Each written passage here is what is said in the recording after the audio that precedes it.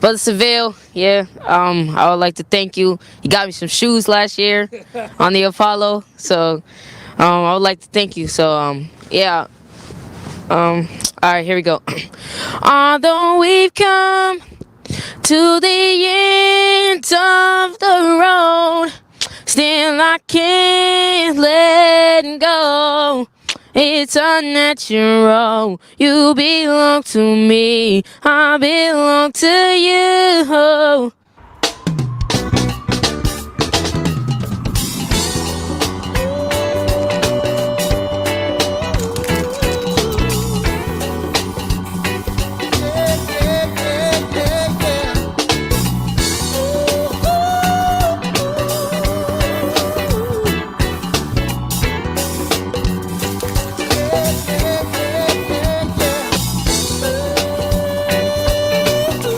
All right, come on. Hey Eddie, come on.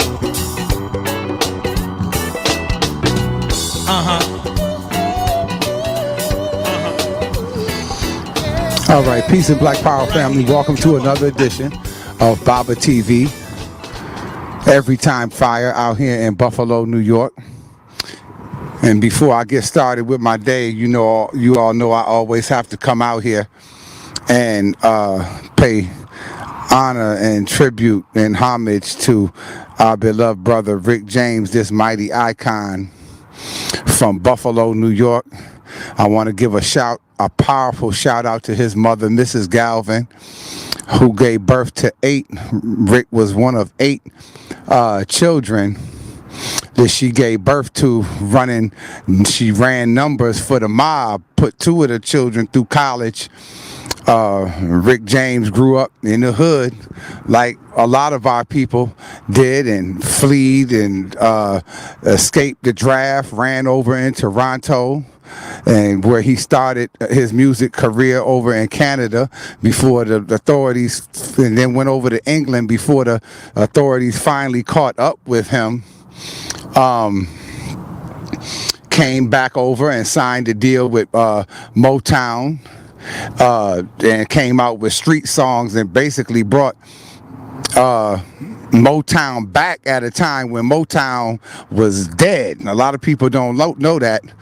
Started Prince out. Prince was a young upstart opening act for Rick James. No disrespect to our brother Prince, but he was an opening act for Rick James. And there were a lot of people that tried to come up with, including Prince, with alternatives to Rick James, such as Morris Day, which Morris Day was basically a sophisticated version of Rick James, but we all know he wasn't no Rick James. Rick James started a lot of different things. A lot of the ideas, something about our people, the street brothers, seem like they always be the ones to come up, did out a cornerstone of a lot of stuff. The track "We Are the World" with Michael Jackson, where all the entertainers got together. A lot of people don't know Rick James gave that idea 3 years prior to Quincy Jones. Him and Quincy had their little rivalry. Quincy Jones gave the idea to Michael Jackson, and that "We Are the World" was formed. But actually that idea came from brother Rick James. This is a brother who produced, wrote, arranged all of his music, and was more than a super freak. And in this day and time, we seem to be pulling up all the dirt. That's all we know how to do on people, and we'll do the same thing with Rick, where he was in the Tina Marie and he was in the drugs. But the African tradition requires that we pull out the best. You can, if you're looking for dirt, you can find it on anybody if you're digging for it. But the African tradition requires that we pull out the best. And that's what we want to do today with this mighty icon and one of my favorite singers, brother Rick James, and the many dimensions of Rick James. So this is just a little tribute that I like to pay every time that I come to Buffalo, to our brother Rick, to our brother Rick James and the Stone City Band. So on that note, family, I would just like to say peace, Black Power, and delve in. For those that don't know, look past the super freak and look at the many dimensions of his music and political activism of our brother Rick James. Look past the outrageous personality, the drugs and so forth, and just look into the man to learn the man, the mind, for all those that are interested. And I think you'll find that was a mighty brother right here, a mighty man from Buffalo, New York. And we thank Buffalo for giving us such a mighty brother who touched so many of us with his music. And I can't again come to Buffalo without giving my brother Rick James his just due.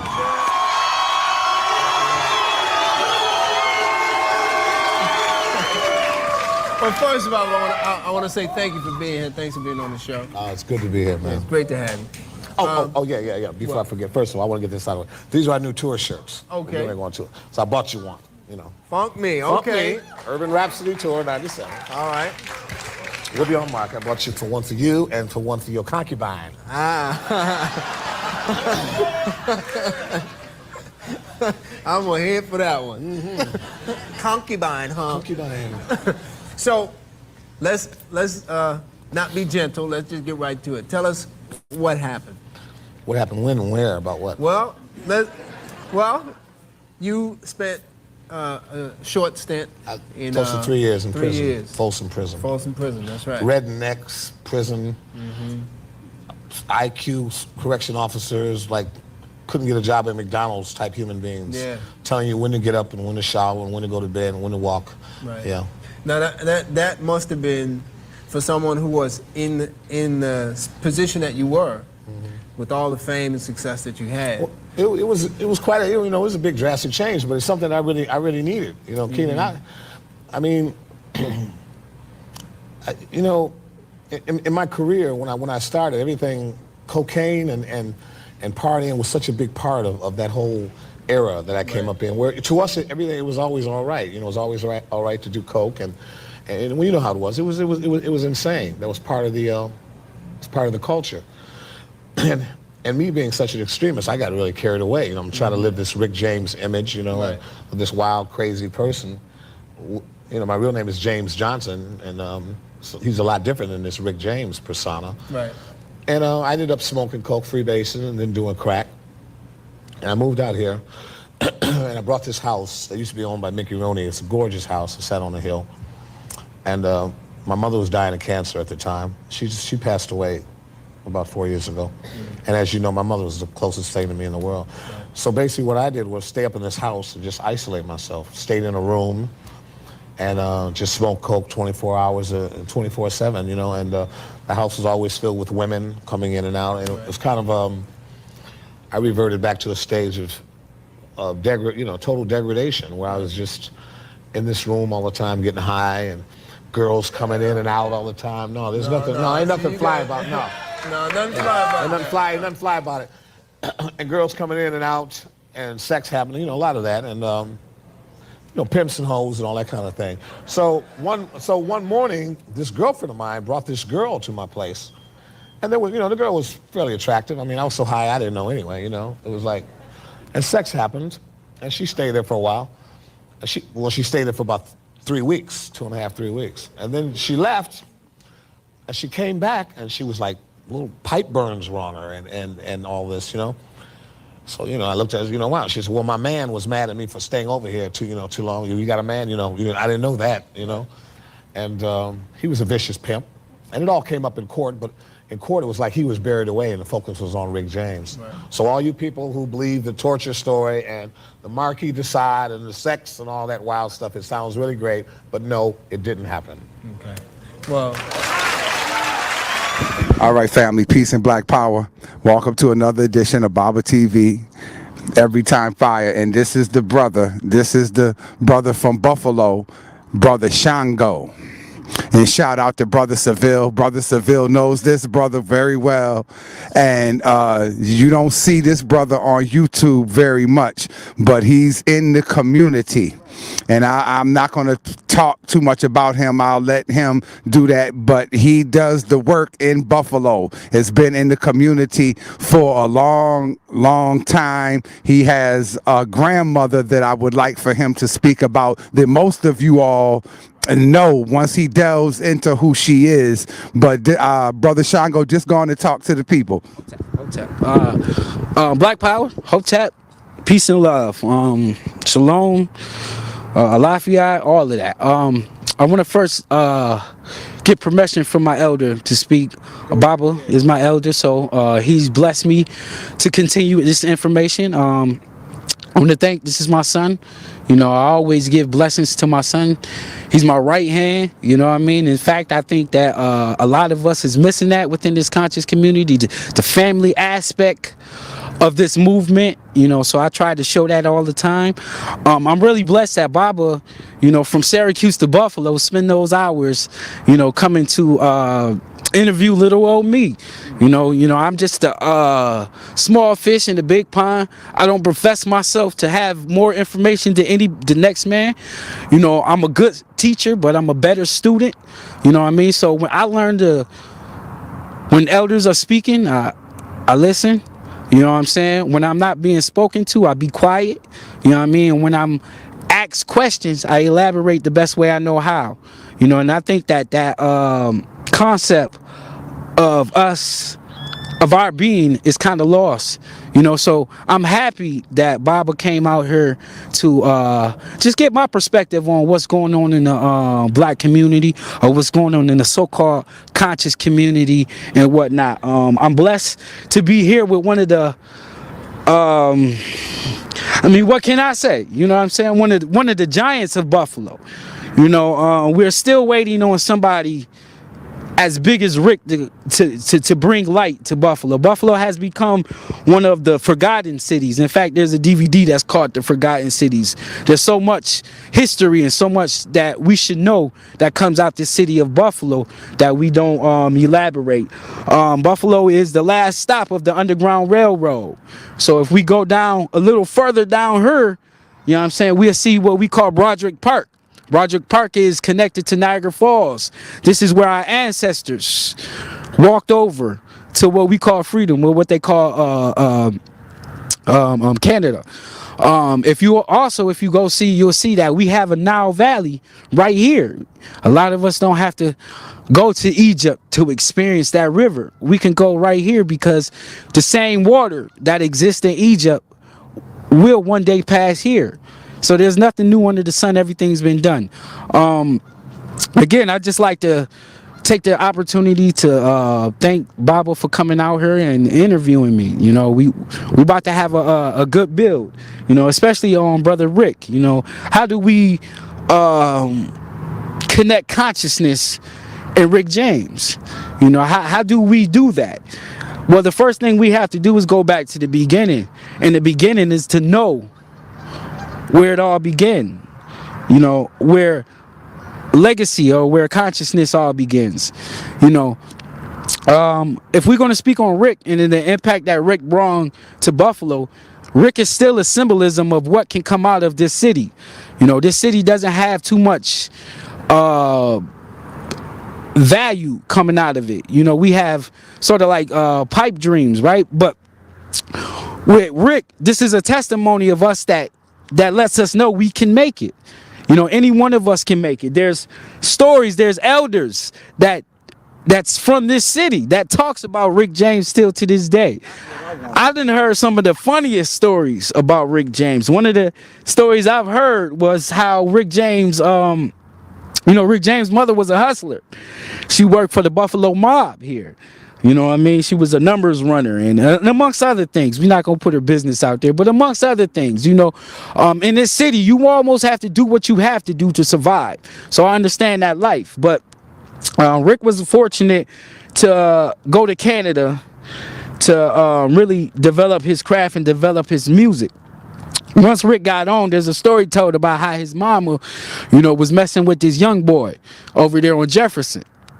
Now, the elders explained that all they can do is see Rick in these pink boots and this 25 running after the young boy, shooting at him. So in retrospect, Rick was a real dude. He never let the fame, allow him to forget where he came from. Rick always came back to the community. In fact, Rick put people on from the community. We can't talk about Rick without talking about the Mary Jane girls and the do-rags. I'm from Buffalo. I got to know my history. You know what I'm saying? So these are the people that came out of that Rick James legacy. Even put a little white girl on named Tina Marie. You know what I mean? Sound like a sister, but she was white. You know what I mean? But this is Rick, man. And my son, is following into that singing footsteps, or that, being a one who gets through to people via music. Now that, we're talking about music, we have to talk about, some of the vibrations and some of the tones that this man was able to tap into to give us that good feeling that we got whenever the songs came on, whenever, Rick music was being played. There's another story about Rick being in a pool hall. Rick is stunting at this time. He throwing up money.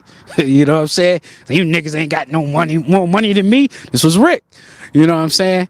So I heard somebody got offended and punched Rick James in the face. Yeah, punched him in the face, dead in the face. So Rick leave, and all of a sudden he come back, and they said it's something like the movie. Rick standing there with 5 Italian dudes with guns, talking about, what is it now? What is it now? You know what I mean? Police was called and everybody dispersed, but those were some of the Rick James stories. One of the best jewelers from Buffalo is named Baba Amin Ra Patah Hotep Imhotep. And he was fortunate enough to actually grow up with Rick James. This is my elder. The stories that he have of Rick is just awesome because he lived that. He told me, he asked Rick James one time, what'd he do with his first million? Rick James said he put it up his nose. You know what I'm saying? My Baba was a jeweler, and he would often make these rare pieces for Brother Rick. And the one thing that my Baba always expressed, that the fact that Rick will always give these people pieces to other people. Now, I understand both perspective. When you're a creator, you want to see your creation being valued. So every time he gave Rick a piece and he noticed that Rick didn't have the piece, he felt like his creation was being devalued. But on Rick end, Rick was blessed to give somebody a piece of item that only exists one time in the world. We have an old basketball player named Bob Lanier. He used to play NBA back in the day, and and we still got a Bob Lanier program. And these are the things. These are what you're supposed to do when you develop a legacy. You're supposed to always leave your legacy. When I pass on, they're supposed to ask me, am I satisfied with the things that I left here? And I'm supposed to be at peace with that. If you're asked if you're satisfied with the things that you have left and you're not, then you got something to do. You know what I'm saying? We got a little more work to do. You know what I mean? But what can I say? We from Buffalo. Rick was from Buffalo. And no matter what I know and no matter where I go, you know what I'm saying, I'm never going to forget the city that I'm from. You know what I mean?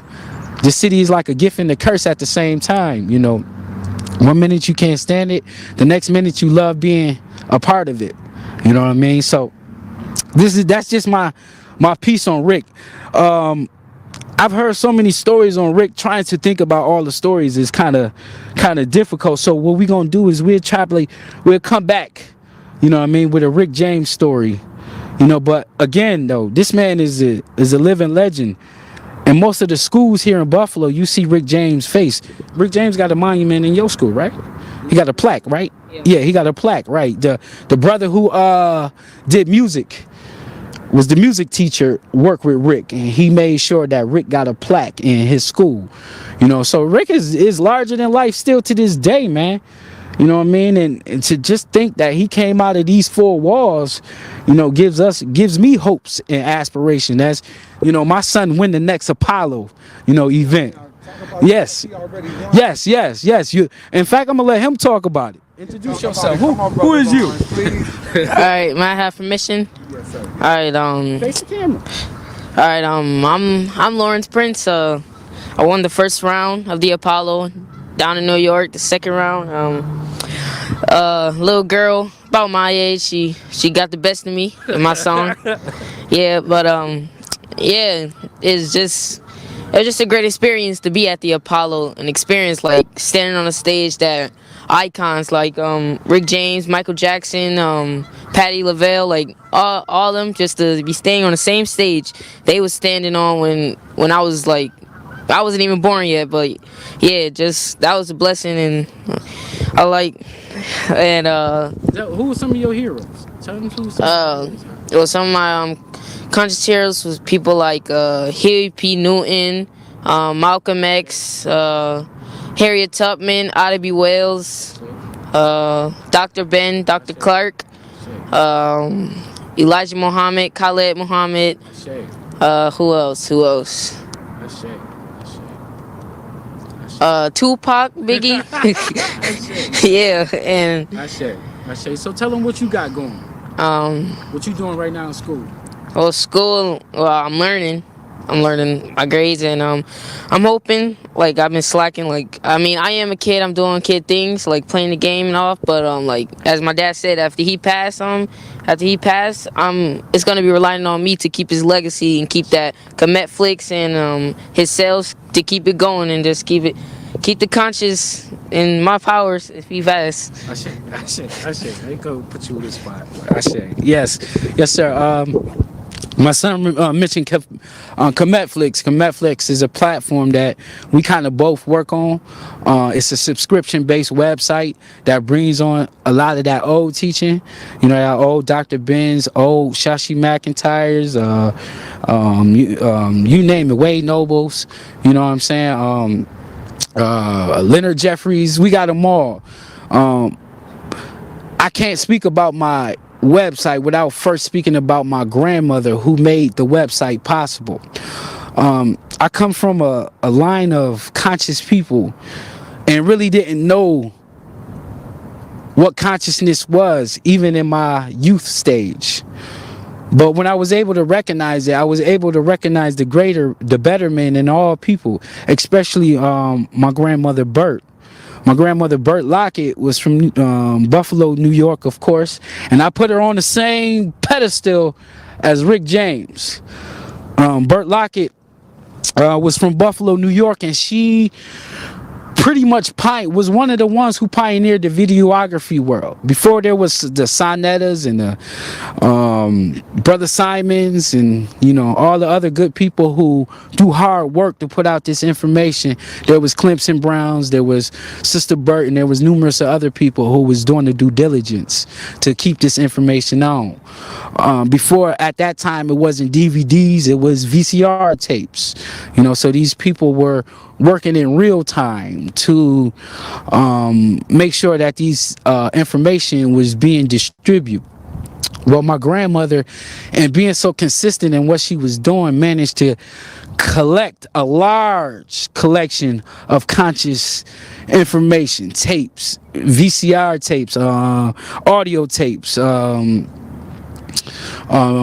DVDs, and I'm now walking in her footsteps, so I have to now do best with this information.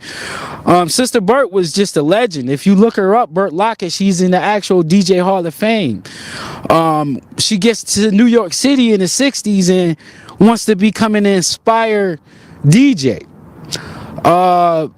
She gets jobs for people. She actually worked for people like Davy Crockett in New York City. She worked for Flo Kennedy in New York City. She actually had a job at Studio 54 where she got fired. So this lady have been all throughout New York City making her mark. You know, it's not the people that's known that we really look to. It's the people that's unknown that we really look to. But because they unknown, we don't know enough to know that they exist. When we look at the Harriet Tubman, she wasn't the only one.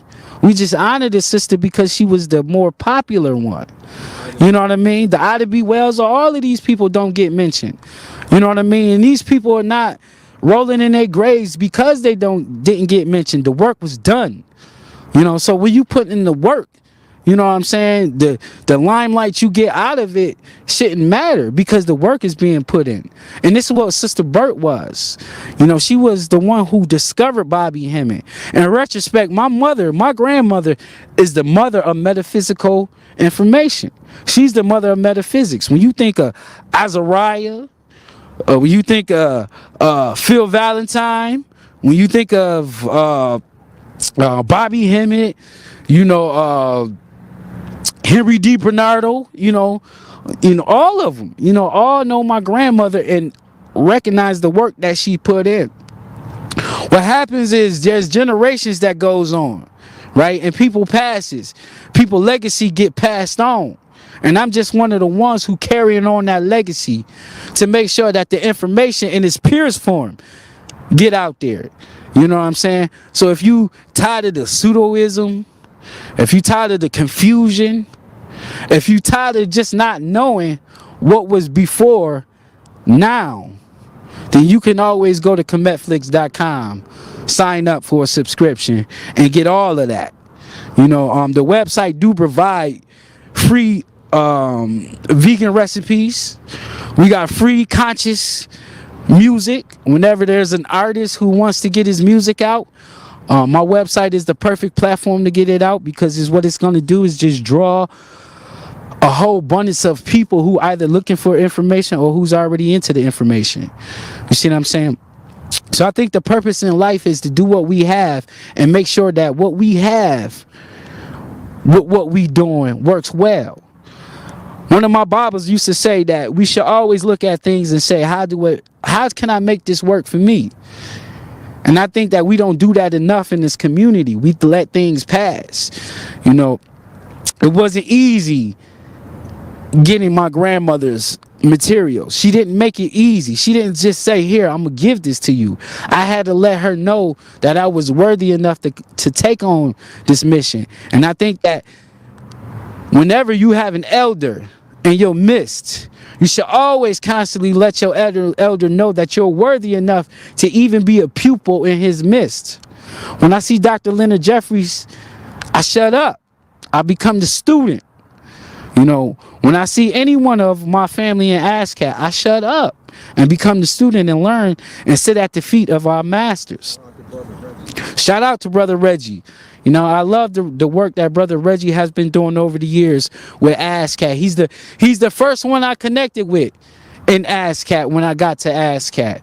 So, I want to definitely shout out to Brother Reggie. I think that Brother Reggie is like one of those people who do great work behind the scene that don't get the respect that's due. You know what I mean? And that's okay, though. You know what I'm saying? Because you remember what they say in the street, Baba? They say real recognize real, right?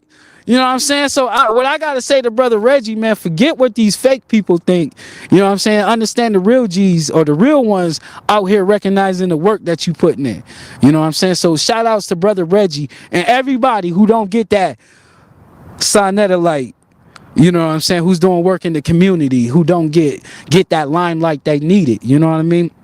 But it's, what can you do in this world? You keep it trucking. A lot of us get caught up into social media limelights and clicks and hits and all of that. A lot of us came from an era where you didn't even have that. You know what I'm saying? All you had was your own intuition. Dr. Ben went blind, spending hours in libraries reading in the dark to get us the information that we need. Now we in a push button society, and we can ask anybody anything, any question at the push of a button. So I'm old school with this. I I honor and appreciate the hard work and ethics behind putting out real information, information that can be backed up. The greatest thing that Dr. Ben taught, or Dr. Clark taught me, was anything that you read should have footnotes in it. You should have a point of reference. And I'm saying that to say that anybody that you listen to should be just a footnote or a reference towards real information. If they telling you something, then they should have some type of receipt to prove what they're telling you. Some type of proof of burden. And this is the line that I come up. I'm not on YouTube all the time because of that. You know what I mean? People get drunk off the madness, right? They get a couple thousand views on their first hit, and now they have to outdo their first video, not realizing their first video was just luck. You know what I'm saying? So I don't get myself caught up in that. I think my best work is what Baba experienced today, and was working with these babies. You know what I'm saying? Teaching these babies that they got a legacy. You know what I'm saying? That's far older than they can ever imagine. I think our real work should be with these babies. I think we do enough teaching and enough tutoring to grown-ass people who just gonna stuck in their ways in the first place. You see what I'm saying? How do we get him to become a Dr. Ben? How do we get him to become a Dr. Clark? Him to become a Dr. Khalid Abdul Muhammad? So those would be my focus. That's my focus. I'm looking at people who's developing real schools. You know what I'm saying? People who's, just taking, space and time out their houses, out their homes, to give proper information. Here in Buffalo, we do a conscious workshop every Monday. The conscious workshop been going since 1990, and of course that's longer than I've been a part of it. But I've been snatched up by elders who put me on that path and taken over the conscious workshop. So now I run the conscious workshop. I do all the, the plannings and, all the filming and out of what we do every Monday. And I couldn't have done that if I have not been working or following in the footsteps of those who came before me. So in retrospect, this whole bill to be about honoring those who came before us. I don't think we get enough of that. You know what I mean? Now, I was taught that when we dealing with elders, there's not that many elders. You know what I'm saying? And the phrase that I got is there's few elders and a lot of old fools. Just because you got gray and just because you can speak words or two doesn't mean you an elder. The real eldership comes in the work that you put in. And I don't mean just sitting behind the camera or your social media platform, regurgitating information that people can get on their own. I'm talking about actually feeding bellies, putting food in stomachs. Dr. King said, I can give you fish, but to teach you how to fish would be more impactful. You know what I'm saying? So we as we fishing for the minds of our people and for the minds of this consciousness, we also teaching them how to fish at the same time.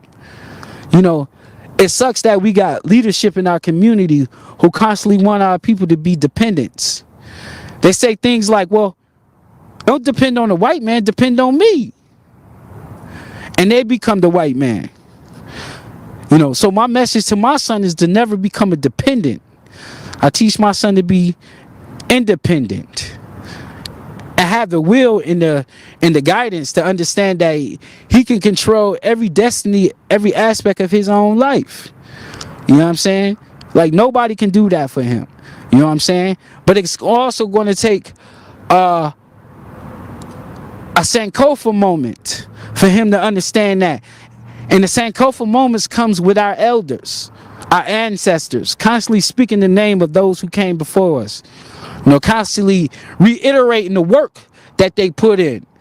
Some of us died for the work that we put in. Case in point,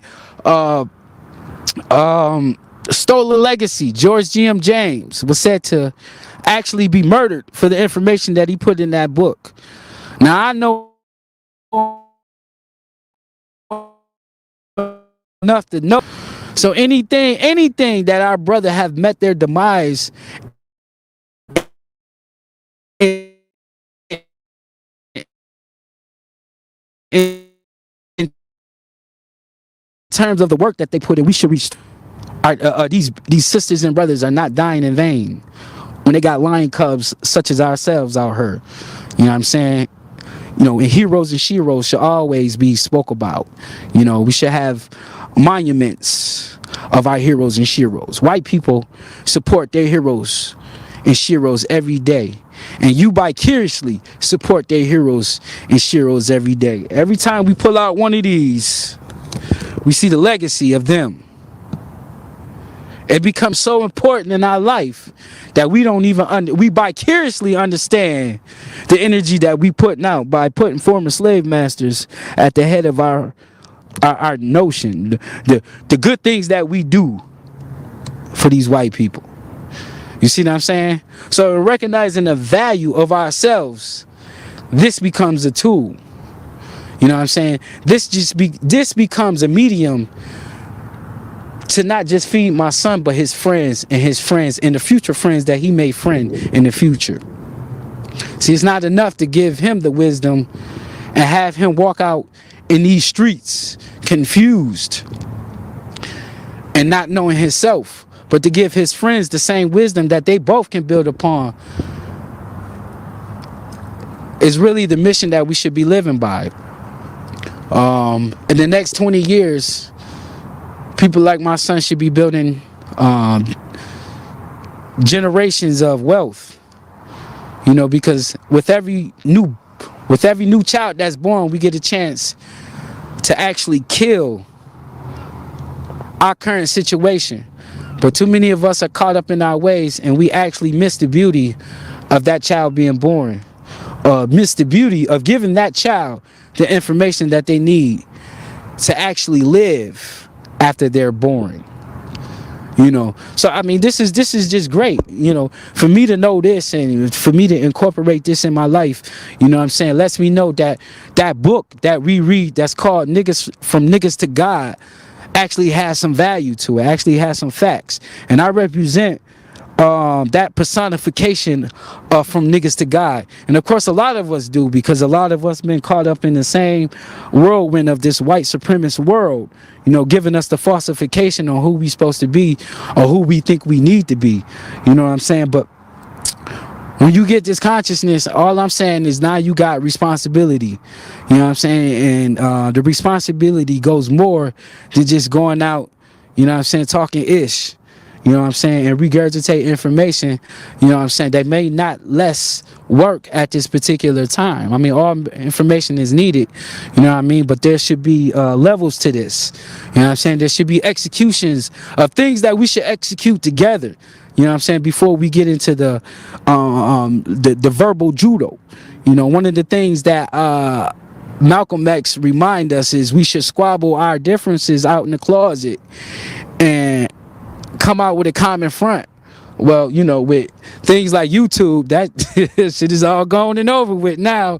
Ain't no squabble. It's actually beneficial to air out your dirty laundry. You know what I'm saying? And I'm saying, even for the conscious community, we gotta do better, because we act like basketball wives. You know what I'm saying? We act like Atlanta housewives, you know, arguing, bickering about things, you know what I'm saying, that may not be relevant towards this time. You know, I think that we need more tangible things than more philosophy and more of the rhetoric that's coming out. You know, tangible things are the things that's going to calm us down to allow us to really listen to the things that we need to listen to transform our current condition. You know, I just want to leave with this. I want to leave with what Malcolm taught us. You know, Malcolm said that we are a race of people that done so much with so little, that we are now qualified to do anything with nothing. So we should shoot for the moon, because even if we miss, we still amongst the stars. I want to thank Baba for having me out here. I want to thank, big up my Baba Seville. I love you so much, and everything that you do and everything that you have done for us. Get my son to Apollo. It's a blessing. You know what I mean? I can't, Tupac said, there's words can't explain how I feel. You know what I'm saying? I can't even find the words to let me know how much my elders and those who came before me means to me, because they're a part of my social development. Who I am is a reflection on who they are. So when you see me out there and you see me not right and you recognize that, I welcome the criticism. You know what I'm saying? In fact, if it fit right with me, if it suit right with me, I do everything in my and my ability to change that criticism. I'm not trying to sound like a politician. I'm just trying to sound real. You know what I mean? I think that we need more than that. I think that the conscious community, or the black, or the whatever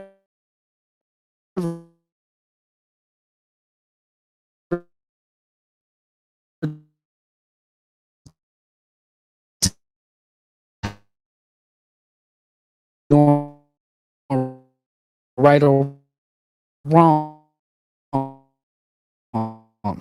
and if we did, I think we'd be better off. I want to say thank you, Baba, for having us out here, or having me out here, and I can't wait to do the next interview, in the next couple of months.